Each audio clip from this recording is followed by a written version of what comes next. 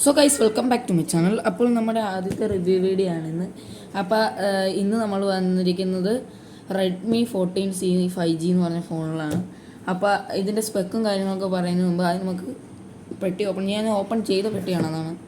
അപ്പോൾ ഇതാണ് ഫോൺ വരുന്ന ഫോൺ നമുക്ക് മാറ്റി വെക്കാം. പിന്നെ ഇതിനകത്ത് 67 വാട്ടിൻ്റെ ഫാസ്റ്റ് ചാർജർ വരുന്നുണ്ട്. പിന്നെ പിന്നെ type A to type C cable വരുന്നുണ്ട്. അപ്പോൾ പെട്ടിക്കകത്ത് ഇത്രയും സംഭവങ്ങളാണ്. നമുക്ക് ഫോണിലേക്ക് നമുക്ക് ഫോണിലേക്ക് കിടക്കാം.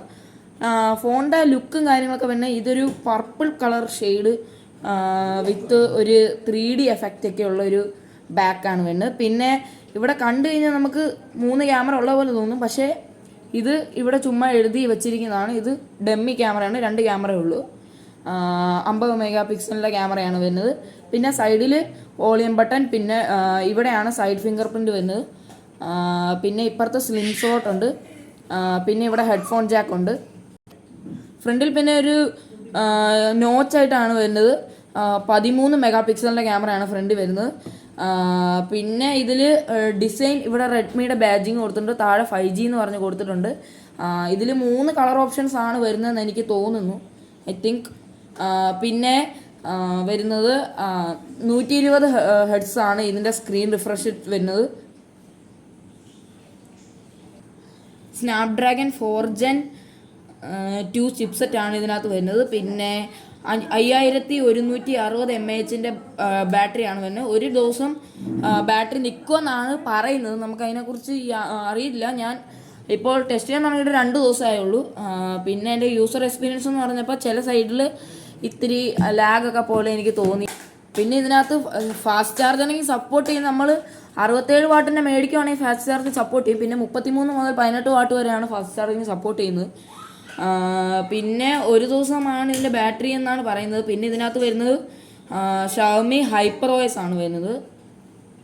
പിന്നെ നമ്മുടെ കയ്യിൽ ഇരിക്കുന്നത് 4GB RAM 64GB സ്റ്റോറേജ് ആണ് വരുന്നത്. ഇത് 6GB RAM 64GB സ്റ്റോറേജും വരുന്ന മോഡൽ ഇവിടെ ഉണ്ട്.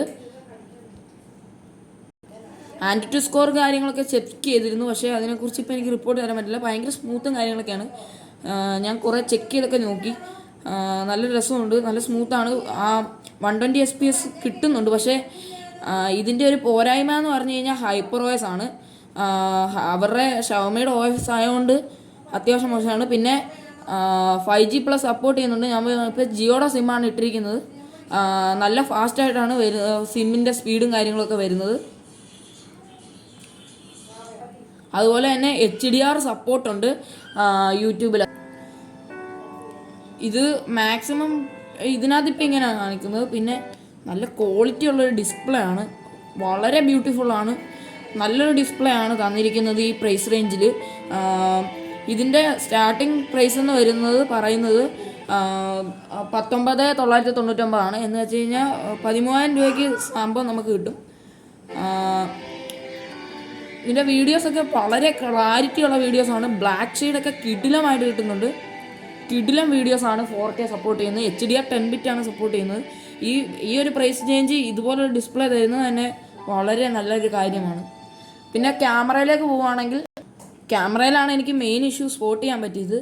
എന്ന് വെച്ച് കഴിഞ്ഞാൽ വളരെ ആയിട്ട് ഷട്ടർ അടിക്കുന്നുണ്ട്. അവർ അപ്ഡേറ്റ് കൂടെ ഇത് ശരിയാക്കുമെന്ന് തോന്നുന്നു. പക്ഷേ HyperOSൻ്റെ പ്രശ്നമാണോ എന്ന് അറിയത്തില്ല. ഭയങ്കരമായിട്ട് ക്യാമറ ഷട്ടർ അടിക്കുന്നുണ്ട്. കണ്ടോ, ഞെക്കിക്കഴിഞ്ഞ് കഴിഞ്ഞാൽ വളരെ താമസിച്ചാണ് വരുന്നത്. അതുമാത്രമല്ല ചില സമയത്ത് നല്ലോണം ഷട്ടർ അടിക്കുന്നുണ്ട്. പിന്നെ വീഡിയോ ഓപ്ഷനിലെ time lapse, video, photo, portrait, night 50 MB അതാണ് വരുന്നത്. 50 MB നമുക്ക് 1x സൂം കിട്ടും.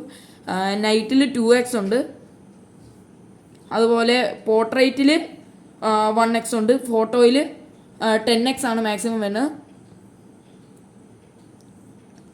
ഫോട്ടോ ക്വാളിറ്റിയെ കുറിച്ച് പറയാനില്ല, കാരണം ഈ ഒരു പ്രൈസ് റേഞ്ചിൽ ഫോട്ടോയെക്കുറിച്ച് പറയുന്നത് തന്നെ തെറ്റാണ്. പിന്നെ വളരെ സ്മൂത്താണ്, കണ്ടോ.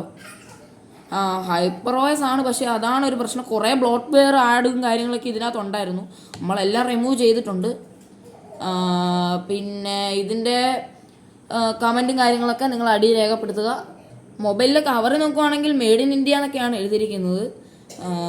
പിന്നെ വളരെ ബ്യൂട്ടിഫുള്ളായ ഒരു കവറിലാണ് ഇത് വരുന്നത്. നേരത്തെ 13C വന്നിരിക്കുന്നത് ഒരു വൈറ്റ് കവറിലായിരുന്നു, ഇപ്പോൾ ഒരു റെഡ് കവറിലാണ് വന്നിരിക്കുന്നത്. പിന്നെ ചില സമയത്ത് എനിക്ക് ഇതിനകത്ത് കുറച്ച് ഷട്ടർ ലാഗൊക്കെ ഫേസ് ചെയ്തിരുന്നു. ബ്ലൂടൂത്ത് 5.1 ആണ് ഇതിനകത്ത് വരുന്നത്. അതുപോലെ 1400 mAh ആണ് ഇതിൻ്റെ പീക്ക് ബ്രൈറ്റ്നസ് വരുന്നത്. നല്ലൊരു പീക്ക് ബ്രൈറ്റ്നസ് തന്നെയാണ് കൊടുത്തിരിക്കുന്നത് ഈ റേഞ്ചിൽ. ഔട്ട്ഡോർ വിസിബിലിറ്റിക്കൊന്നും ഒരു കുറവുമില്ല.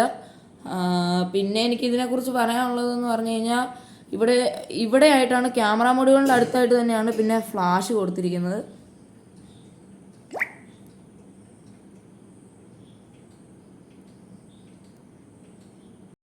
പിന്നെ ഈ സൈഡിലായിട്ടും കാര്യങ്ങളിലായിട്ടൊരു ഫ്രണ്ട് ഫ്ലാഷും കൂടെ വരുന്നുണ്ട്. അതൊരു നല്ല കാര്യമാണ്. പണ്ടൊരു രീതിയിൽ വന്നിരുന്ന സാധനം ഇപ്പോൾ പുതിയതായിട്ട് വന്നിട്ടുണ്ട്. പിന്നെ ഇതിനകത്ത് ഫ്രണ്ടിൽ HDR സപ്പോർട്ട് ചെയ്യുന്നുണ്ട്, അതും നല്ലൊരു കാര്യമാണ്. വീഡിയോയിൽ 1080p 30 FPS സപ്പോർട്ട് ചെയ്യുന്നത്, അതിൽ കൂടുതൽ. പിന്നെ 720p 30 FPS. LTDS Fire 5x RAM ആണ് ഇതിനകത്ത് വരുന്നത്, അതും നല്ലൊരു കാര്യമാണ്. നിങ്ങൾ എടുക്കുകയാണെങ്കിൽ മാക്സിമം 6GB RAM തന്നെ എടുക്കുന്നതായിരിക്കും നല്ലത്. കാരണം 4GB RAM നിങ്ങൾക്ക് തികയുമെന്ന് എനിക്ക് തോന്നുന്നില്ല, അതാണ് ഞാൻ പറഞ്ഞത് 6GB RAM എടുക്കുന്നത്. പിന്നെ ഗെയിമിംഗ് ഒക്കെ ട്രൈ ചെയ്ത് നോക്കി, നല്ല സ്മൂത്തും കാര്യങ്ങളൊക്കെയാണ്. BGMIയിൽ സ്മൂത്ത് എക്സ്ട്രീമിൽ 60 FPS വരെ സപ്പോർട്ട് ചെയ്യുന്നുണ്ട്, അത് നല്ലൊരു കാര്യമാണ്. ഞാൻ FPS ഡ്രോപ്പൊക്കെ നോക്കിയായിരുന്നു, 40-ന് താഴത്തേക്ക് പോകുന്നില്ല. പിന്നെ ഇതിൻ്റെ സോഫ്റ്റ്വെയറിൻ്റെ കുറച്ച് മിസ്റ്റേക്സും കാര്യങ്ങളൊക്കെ വന്നിട്ടുണ്ട്. അത് മാത്രമല്ല ഇതിനകത്ത് ആൻഡ്രോയിഡ് 15 ബേസ്ഡ് ആണ് വരുന്നത്, വെച്ചാൽ HyperOS 15 വരുന്നത്. നല്ലൊരു ഇതാണ്. പിന്നെ ഇതിനകത്ത് കുറേ ഈ ചവർ ആപ്ലിക്കേഷൻസ് വന്ന് നിറഞ്ഞു കൂടിയിട്ടുണ്ട്, ഞാൻ ഒരുവിധം ഡിലീറ്റ് ചെയ്ത് കളഞ്ഞു. അതൊക്കെ ഓക്കെയാണ്. പിന്നെ ഞാൻ പറയുന്നത് ഈ ഫോൺ മേടിക്കേണ്ടവരെന്ന് പറഞ്ഞു കഴിഞ്ഞാൽ നിങ്ങളുടെ വീട്ടിലെ നിങ്ങളുടെ അച്ഛന്മാർക്കുള്ള പറ്റിയ ഫോണാണ്. കാര്യം അവർക്ക് ഉപയോഗിക്കാൻ പറ്റിയൊരു ടൈപ്പ് ഫോണാണെന്നാണ് എനിക്ക് തോന്നുന്നത്. നിങ്ങൾ കമൻറ്റ് ചെയ്യുക.